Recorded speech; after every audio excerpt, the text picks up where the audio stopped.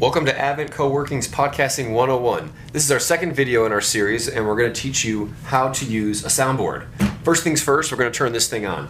The on switch is actually underneath the table, way back here. So you got to reach underneath the table and feel for two switches on the far back right-hand corner. When you flip them both on, you'll notice a bunch of lights turned on. That means you passed the test. The board is now live.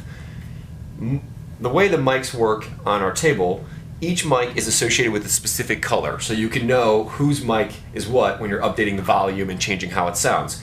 For example, this is the white mic, and if you look at the mics on the table, where the cords go into the table, they actually have the same color. So we got the white mic, a yellow mic, a green mic, and a red mic.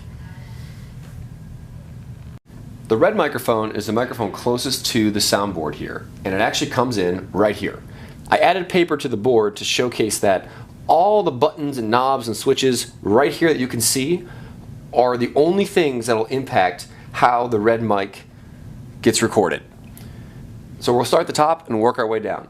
The first button, this low cut button, just make sure that's pressed in. The gain button, unless you're a pro, I would recommend just leaving it pointing straight up towards that way. The next buttons, all these blue ones here, these adjust your treble, your bass, kind of how your voice sounds. Unless you're really experienced with how these impact your voice, I would also recommend leaving these pointing straight up. You can also modify the sound of your voice and the tone and everything in post-production.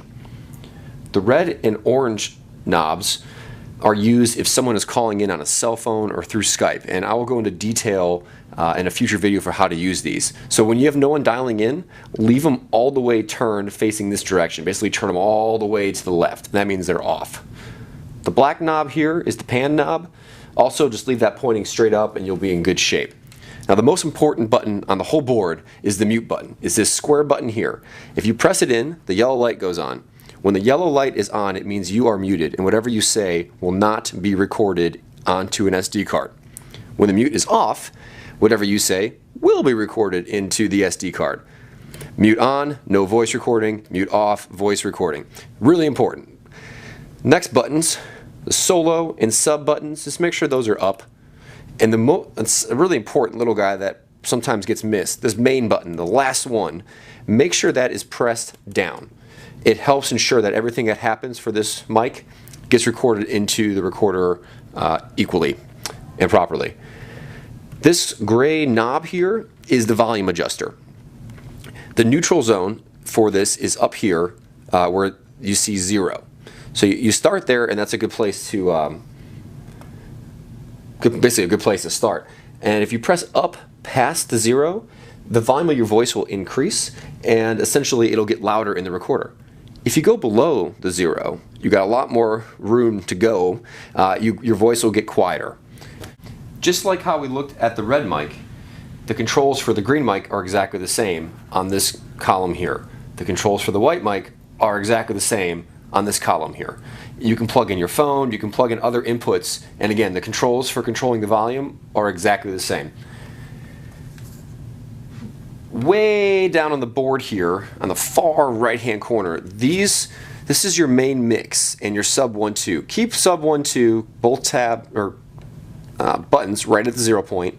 And the main mix, I recommend having both buttons just slightly below the 0, just a little bit. This, no matter what happens with everything you have plugged in the board, the main mix, it adjusts the total volume that gets fed into your recorder. So for some reason, if you're recording that you listen to it afterwards and it has a weird buzz in the background or some fuzz noise to it, usually it's due to the main mix being too loud. So that's why I like to keep it below 0 a little bit. You can always update the volume or adjust the volume afterwards. Oh, also keep this cord where it is. This is for your headphones. There's no need to ever touch this.